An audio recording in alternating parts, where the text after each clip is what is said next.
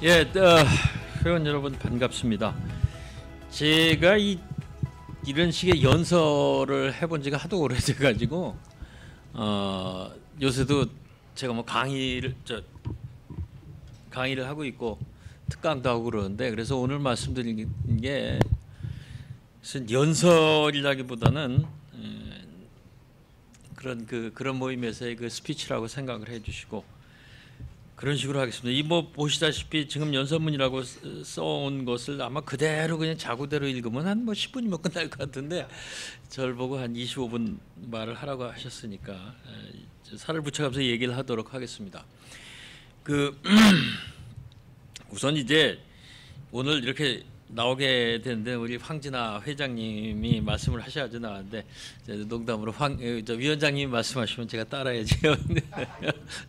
당이 명령하면 따르는 게 아니고, 우리 황진아, 제가 위원장님이라 지금 그러는 거는 실제로 국방위원장을 하셨고요. 저보다 의정 선배님이시고 인생도 선배님이시고 그런 그 인연이 있습니다. 그리고 이제 오늘 윤 대통령 방미 성과를 얘기를 하게 되니까 이제 그 기억이 나는 것이, 이번 아마 윤 대통령의 방미의 그 하이라이트가 의회 연설일 텐데, 사실 우리 그 대통령의 의회 연설은 실제로 그 자리에 가보면 정말 우리 윤 대통령도 이번에 잘하셨지만 굉장히 그 감동스러운 장면이 많이 연출됩니다. 저는 그때 이제 우리 그 회고담을 좀 얘기를 하자면, 우리 이제 황진아 위원장님이 그 한미일 그 회의를 같이 가자 하시고, 그러면서 그때가 마침 박근혜 대통령의 그때는 그게 국빈 방문이 아니고 실무 방문이었을 텐데, 그래도 그 의회 연설이 있었습니다. 그래서 우리가 이제 공식 그 대통령 수행하는 분들과 같이 그 의회 연설을 같이 들었던 기억이 납니다. 그 자리가 지금도 생각해 보면 굉장히 그 의미가 있고 또 감동스러운 장면이 좀 전에 말씀드린 바와 같이 많이 있었습니다. 그때 하여튼 위원장님 덕분에 가게 됐었는데, 그 실제로 이제 그 이번 그 우리 윤 대통령도 강조를 하지만, 우리 두 나라가 어떠한 역사를 가지고 같이 그야말로 싸우고 같이 번영하는가 하는 이야기를 아마 어느 대통령이든지 할 거라고 생각을 합니다. 그 윤 대통령도 이번에 그랬고, 박 대통령도 그 전에 그랬고, 그 전에 대통령들께서 다 그렇게 했다고 생각합니다. 그래서 이제 우리 한미 동맹 관계가 그렇게 공고해지는 것이라고 생각을 하는데, 오늘 이제 말씀드리는 것은 요청받은 대로 윤 대통령의 방미 성과에 대해서 말씀드리는데, 사실 여기 회원님들이 뭐 안보, 뭐 외교 이쪽에 대해서는 저보다 더 잘 아실 겁니다. 그래서 뭐 그 부분은 제가 길게 말씀드릴 부분이 많지 않을 것 같고, 또 경제적 성과의 그 자세한 부분, 소위 말하는 디테일에 대해서는 이 다음 세션에서도 열심히 많은 토론이 있으리라고 생각을 해서, 저는 이제 큰 줄기에 대해서만 말씀을 좀 드리도록 그렇게 하겠습니다. 실제로 4월 말 미국 국빈 방문을 이제 하고 오셨는데, 많은 성과를 남겼다 이렇게 이제 평가를 받고 있죠. 이번에 국빈 방문은 이제 이게 특히 이게 한미 동맹 70주년이라는 그런 특별한 해이기 때문에 의미가 또 남다르다고 하겠습니다. 또 그렇기 때문에 아마 이번 방미에 대해서는 기대도 많이, 국내외에서 기대가 많이 컸던 것도 사실이라고 생각하고요. 이제 바로 이런 자리를 통해서 뭐 평가를 다시 해보고, 또 실제로 이제 그러한 평가에서 또 어떤 성과를 거뒀는가 하는 것을 평가하게 될 텐데, 그 성과를 거기서 끝나는 것이냐, 아니면 그게 실제로 구현이 잘 되도록 우리가 노력을 해야 되는 부분은 없는가, 그런 부분이 반드시 있다. 그리고 그 성과가 단발성, 일회성으로 끝나지 않게 하기 위해서는 더더욱 우리가 노력을 해야 된다. 이런 이야기를 조금 해보고자 합니다. 이 부분 잘 아시는 부분이지만, 이제 그 글로벌 포괄적 전략 동맹이라는 것을 강화한다. 저로서는 좀 어찌 보면 생소한 이름이기도 한데, 그래서 글로벌 국가 중추를 본격화한다 이렇게 평가를 받고 있습니다. 이건 제 말이 아니고 다 그렇게 된 것이고 특히 이제 안보 문제에 있어서는 한미 간 핵공유의 진전이 있었다 이렇게 평가를 받고 있습니다. 그래서 이제 상호 안보의 틀을 여러 단계 격상시키고 북한의 핵 관련 예약을 자주시키는데 큰 성과를 거뒀다 이렇게 이제 평가가 되고 있고요. 특히 이제 많은 사람들이 이 부분을 지적을 하더라고요. 저 역시 그 옳은 지적이라 보는데 그것이 바로 바이든 대통령이 말하기를 북한이 핵무기를 사용하면 정권 종말 이게 end of the regime 그냥 단순한 regime change가 아니고 end of the regime이라고 아주 분명히 얘기했다는데 아주 매우 큰 의미가 있는 것 같습니다. 그리고 이제 정상회담 후에 잘 아시듯이 워싱턴 선언을 발표를 하고 그래서 이제 뭐 미국의 핵우산 제공이 유사시 분명히 있을 것이다. 그리고 그 핵우산 제공에 우리나라의 참여 확대가 보장이 된다. 그렇게 하기 위해서 핵 협의 그룹, 뉴클리어 컨설티브 그룹을 만든다. 그다음에 뭐 SSBN을 대표하는 전략 자산을 별도로 또 전개를 확대한다.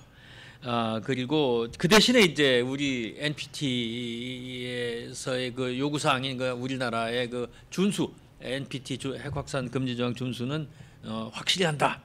이런 것입니다. 그래서 이제 이 마지막 부분을 가지고 이제 우리 좀 그 평소에 북한 위협에 대해서 우리도 그 대응하는 것을 핵을 가져야 되지 않냐고 생각하시는 분들 실망을 하신 것 같긴 한데 이 부분에 대해서는 앞으로 길게 봐서 이야기를 해야 될 것이 아닌가. 지금 당장 NPT를 뭐 우리가 어쩔 수 있는 건 아니지 않겠어요. 그것은 현실이라고 보고 이제 길게 봐서 이것을 어떻게 우리의 입장에 맞게 옮겨가냐 하는 부분은 이제 중요한 앞으로의 그 과제다 이렇게 볼 것 같습니다.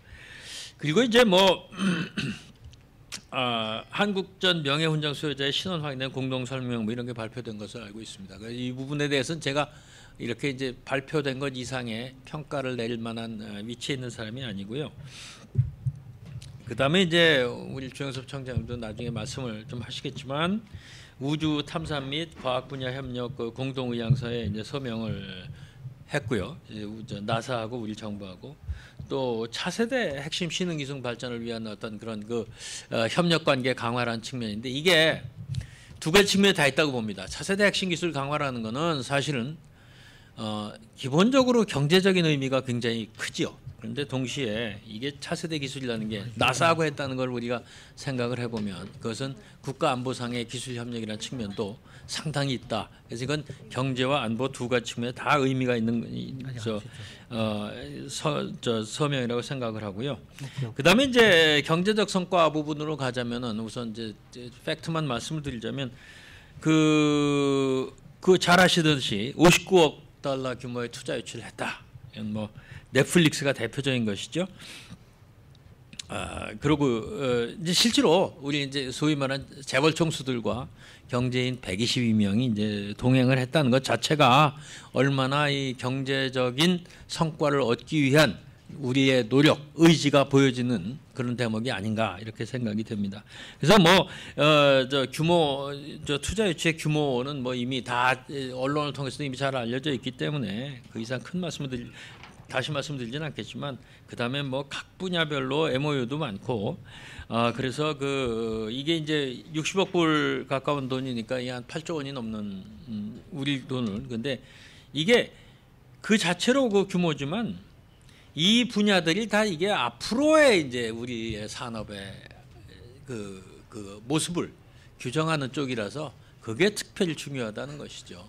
갑자기 뭐 미국이 우리나라의 철강 산업이나 자동차 산업에 투자를 하지도 않을 것이고 한다는 의미가 별로 없지 않겠습니까? AI니 엔터테인먼트는 이런 데 한다는 게 중요하다고 하는 것이고 그 외에 뭐 이제 우리 인적 교류를 확대한다 하는 것도 많이 있었다는 것입니다. 그리고 이제 아마 경제 현안으로 가장 어찌 보면 중요한 게 이제 IRA나 반도체 과학법 등에 대한 우리의 예외 조항 적용 뭐 이런 것들이 사실 중요한 부분이 되는데 이거는 물론 한미 정상회담의 직접적 성과물은 아닙니다만은 간접적 성과물은 됩니다. 왜냐하면 그거에 맞춰서 발표한 것이고 미국 의회가 또 협조를 해준 것이기 때문에 뭐 이번 국빈 방문의 성과라고 이야기해도 그 워싱턴에서 뭐가 이루어진 건 아니지만 그건 뭐 같은 맥락이라고 볼 수가 있을 것 같고 매우 의미가 있다. 말하자면 현안의 해결이라는 측면에서 의미가 있다고 봅니다.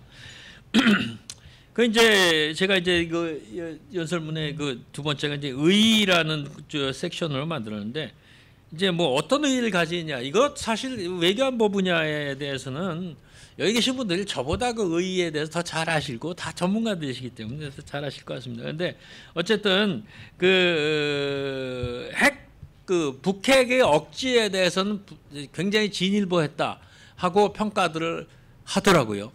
저 역시 그렇게 느끼는데 제가 뭐 다시 말씀드리지만 그 부분에 무슨 뭐 전문성이 있어서 그렇게 하는 것이 아니고 다들 그 전문가들이 그렇게 얘기를 하는 것을 저는 확실히 그런 것 같다라고 받아들입니다. 다만 이제 아까도 말씀드렸다시피 NPT에 대해서는 분명히 선을 그었기 때문에 우리나라 특히 국내에서 그 독자적인 그 핵 저지 능력을 강조하시는 분들 입장에서 보면 좀 섭섭할지 모르겠는데 그것은 제가 모두에 말씀드린 대로 향후의 과제가 되지 않을까 하는 생각을 합니다.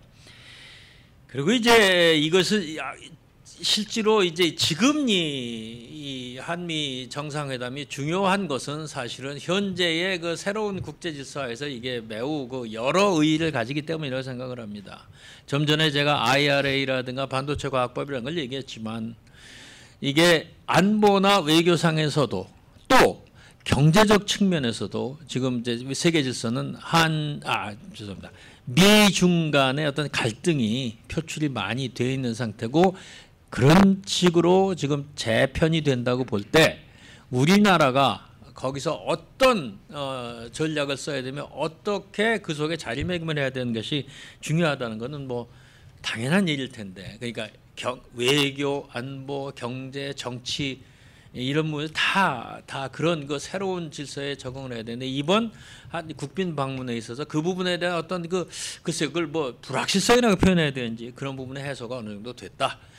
그래서 뭐 우리가 옛날부터 뭐 안미 경중 뭐 이런 이야기를 많이 하지만 단순히 그 안보는 뭐 미국이고 중국은 뭐 경제적으로 중요한 파트다 이런 그 얘기를 넘어서서 미국과의 관계가 정치 외교 경제 다 중요하고 그것에 대해서 어떤 부분이 분명히 필요한가에 대한 것을 혹시 확실히 하고 우리가 받아낼 건 받아냈다는 데 의의가 있다 이렇게 생각을 합니다. 물론 그렇다고 해서 제가 중국 전문가는 아닙니다만은 중국과의 관계가 나빠진다든가 이렇게 불가피하게 좀 소위 그 싸워해지는 부분이 있을지 모르겠으나 그 부분에 그렇게 뭐 이렇게 그 한중 관계를 갑자기 뭐 몇십 년 전으로 돌린다든가 이런 일은 있을 수가 당연히 없겠죠. 그것 역시 우리가 이제 앞으로 향후 해결해 나가야 될 문제라고 생각을 합니다.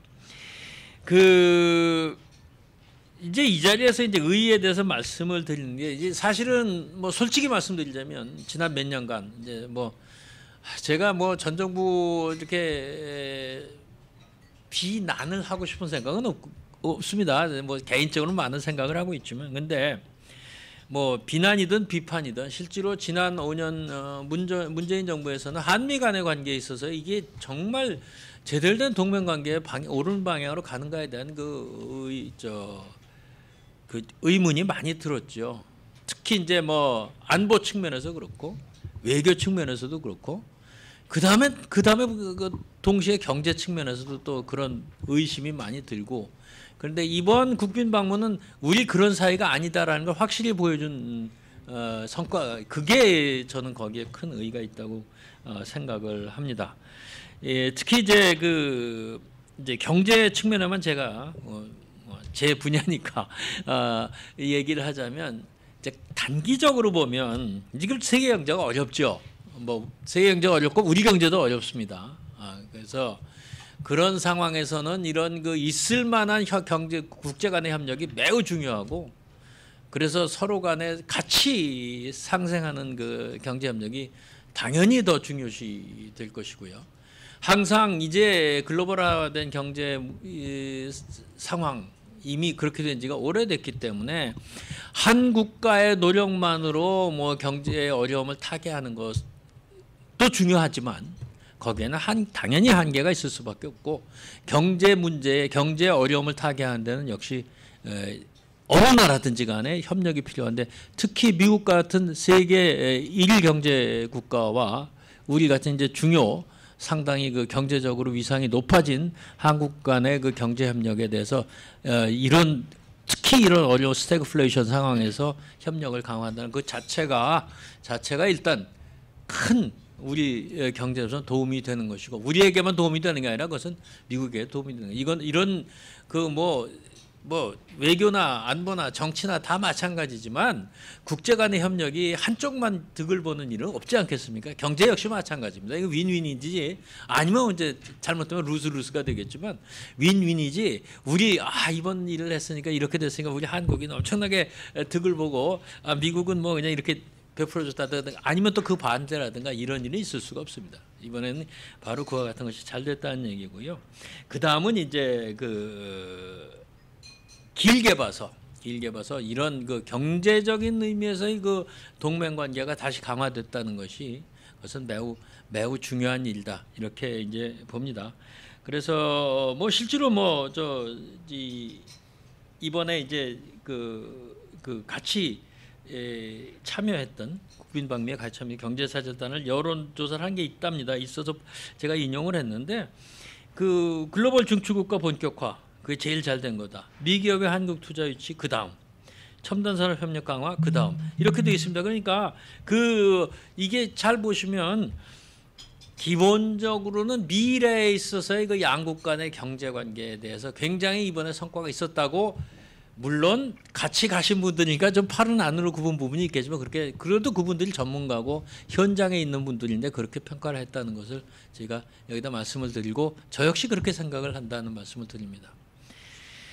이제 지금까지 이제 뭐 실질적 어떤 일이 있었고 의의는 어땠는가에 대해서 말씀을 드렸는데 마지막으로 이제 앞으로의 과제에 대해서 말씀드리겠습니다. 모두에 말씀드렸다시피 이게 한미 정상회담이 이번이 처음도 아니고 국빈 방문이 처음도 아니고 앞으로도 윤 대통령 실제로 바이든 대통령이 우리나라에 왔던 것도 한미 정상회담이고 그 전에 문재인 대통령 때도 트럼프 대통령도 왔었고 우리 문 대통령도 갔었고 또 그 전에 박근혜 대통령도 마찬가지 그 전에 이명박 대통령 때도 마찬가지 계속 있어 왔습니다. 그러니까 한미 정상회담 한 번 해가지고 그러면은 그걸로 이 성과가 이렇게 이제 그걸로 끝난다는 것은 뭐 의미가 없는 이야기죠. 그것이 영속화될 수 있도록 하는 노력이 필요하다는 생각이 들고요. 근데 일단 이제 이번에 뭐 투자를 크게 했다 그러면 투자가 큰 것 자체가 물론 중요한 일이지만 투자가 끝나면 어쩔 건데 이렇게 얘기할 수도 있습니다.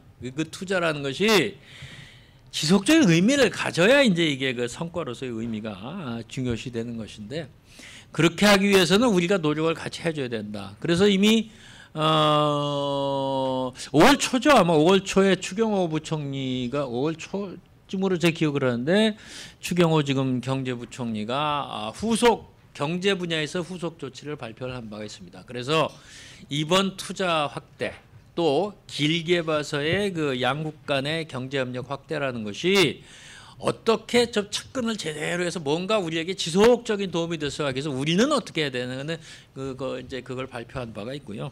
저는 뭐 그 내용이 참 좋다고 생각을 하는데 뭐 예를 들면 그걸 위해서 이제 규제 완화를 대폭적으로 하겠다든가 이런 것들입니다. 우리가 뭐 한미 정상회담의 성과를 구체화하고 영속화하기 위해서 규제 완화를 하는 것이 아니고 규제 완화라는 것 자체가 매우 우리에게 중요한 국정 어젠다지만 또 그런 측면이든 아니든 예를 들어 미국의 투자가 왔는데 그거를 잘 받아들일 수 있는 환경이 되기 위해서는 우리나라의 많은 규제들이 완화돼야 되는 건 사실이거든요. 대표적으로 규제 완화 예를 하나 들었습니다마는 지금 우리 정부가 하는 것이 다 그런 것들을 발표를 했고 저는 당연히 그런 노력을 지속적으로 해야 된다고 생각을 합니다. 그리고 이제 더 중요한 것은 이 양국 간의 협력이든 뭐 우리가 70년을 자랑하는 한미 동맹 이것이 지속적으로 되기 위해서는 그것이 경제 측면이든 외교의 측면이든 뭐 안보의 측면이든 우리 자체도 우리가 어느 정도 위상이 있고 우리 자체가 힘이 있고 해야만 그것이 영속화된다고 생각을 합니다. 경제에 있어서도 마찬가지죠. 우리나라가 이 정도 커지지 않았으면 적어도 한미 경제협력이라는 건 의미가 별로 없습니다. 그냥 한쪽에서 주는 거야 잘 받아서 쓰는 정도죠. 과거 우리가 먼저 봤듯이 그렇게 되는 것이고, 지금 뭐 잘 아시다시피 미국이 왜 우리를 특히 주목하는 부분이 어디냐, 반도체 같은 게 바로 대표적인 거 아니겠습니까? 반도체 파워가 있으니까 이 대만의 예를 들 필요까지 없을 것 같습니다. 그러니까 미국이 우리를 중요시하고, 그러니까 협력을 하고, 그러니까 협력을 하기 위해서 미국들이 투자를 하고, 그 반면에 괄호 속에는 당신네도 상응하는 투자를 하고 당신은 상응하는 협력을 할, 이런 게 있는 거 아니겠습니까? 그러니까 우리가 그런 힘을 갖추지 않으면, 우리가 제조업 강국, 자동차가 어떻고 조선이 어떻고 철강이 어떻고 이런 게 있지 않으면, 또 뭐 BTS로 대표된 문화 강국적인 측면이 있지 않으면 뭐 두 정상 간의 사이로 어떻게 한두 번 이런 효과를 낼 수 있을지 모르지만, 그것이 우리나라의 앞날을 위해서 그렇게 큰 역할을 할 수가 없을 겁니다. 이런 것이 갖춰져 있기 때문에 거기다 플러스해서 두 정상 간의 돈독한 관계가 어떻고 아메리칸 파이를 잘 부르는 게 어떻고 이런 게 추가되는 것이 아닌가. 우리가 그런 걸 갖추는 노력을 이번 기회에 다시 한번, 항상 중요하지만 다시 한번 유념해야 된다는 것이고요. 이 부분은 여기 계신 분들이 다 전문가이신 외교안보 부분에서 마찬가지라고 생각을 합니다. 우리가 전략적으로 필요한 부분이 있어야만 미국이 여기서 외교안보적으로도 협력을 해주는 것이지, 뭐 별로 필요가 없다, 그러면 그 70년 동맹이라는 게 뭐 그렇게 우습게 되는 것이죠. 한미 정상 간의 회담이라는 게 항상 뭐 그렇게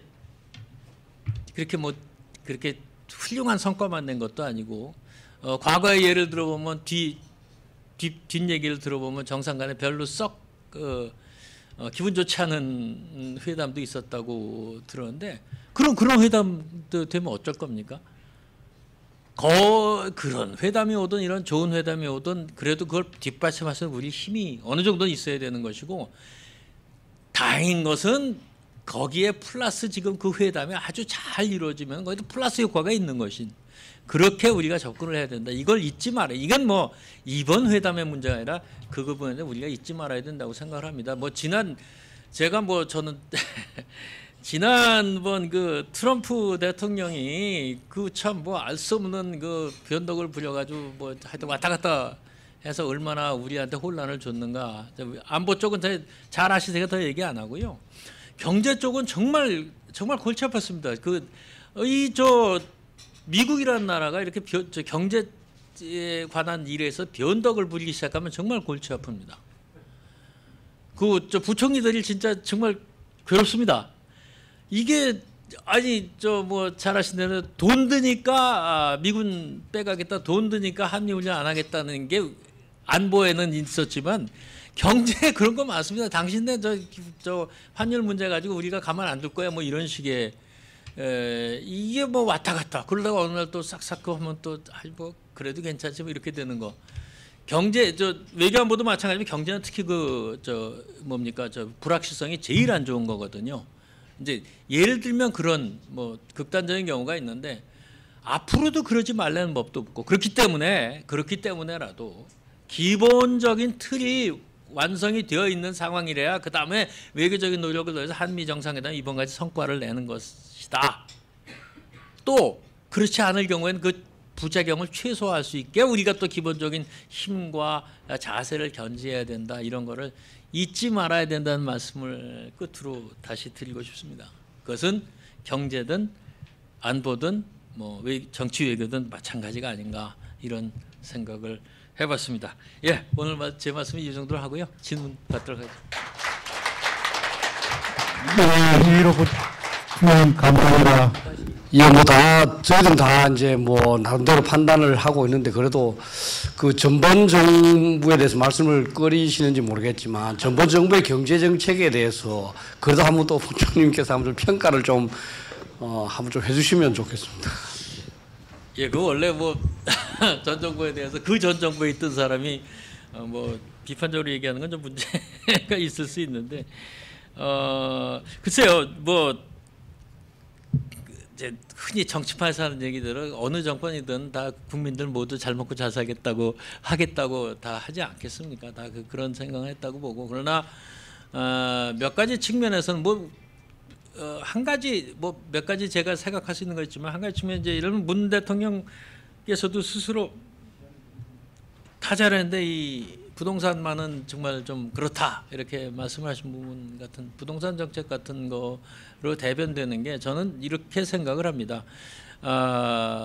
이제 정책은 기본적으로 실효 그 집권을 한 세력이나 국회 다수당이든 어디든지 간에 다 이데올로기라는 게 있고 자기들의 그 정책 목표 방법이라는 게 당연히 있기 때문에 어떤 그 차이가 분명히 있으리라고 보는데 실제로 그것이 현실에 적용이 될 때는 매우 실용적이 돼야 되고 문제점에 대해서 열린 마음으로 받아들여서 문제점이 많다고 생각되면 공약도 과감하게 폐기는 못할지라도 수정은 과감하게 해야 된다고 생각을 하는데 예를 들면 부동산 정책이라든가 또는 그 소위 말하는 소주성이라고 말하는 소득주도 성장 정책 같은 것은 그 정치적 노선 내문을 떠나서 많은 그야말로 정말 많은 전문가들이 여기에는 문제가 있다. 이거는 이렇게 고쳐야 되는 얘기를 했던 것을 안 들은 측면은 분명히 있다. 그것은 이제 지난 정부에서 좀 다시 생각해야 될 부분 아닐까 이렇게 생각을 합니다. 그건 앞으로도 마찬가지죠. 앞으로 윤 정부도 이 많은 그 전문가들의 일치단결한 어떤 비판 같은 거 있으면 과감히 고쳐야 되는 건 윤 정부도 마찬가지입니다. 아직까지 다행히 그런 게 없어서 그렇지만. 제가 예. 질문들을 안 하셔서 이석복 장군입니다. 그 전에 언젠가 한번 제가 말씀을 하신 것을 기억을 합니다. 국가력 평가를 할 때 유형 국가 곱하기 유형 국가 역량, 그러니까 토지 무슨 산업 능력 인구 등등 곱하기 국가 전략과 국민 의지를 학생들에게 진짜 실제로 그런 걸 테스트를 해서 학생들이 그걸 실제로 보고 놀랄 정도로 만드셨다는 그런 강의를 한번 제가 들은 적이 있습니다. 제가 한 건 아닌데 하여튼 그런 것이 중요해요. 그렇습니까? 하여튼 중요합니다. 그게. 네, 그래서 지금 우리 유형 국가 전략은 역량은 참 좋은데 국가 전략과 국민 의지 이걸 곱하기 하면은 이게 빵점이 될 수도 있기 때문에 예.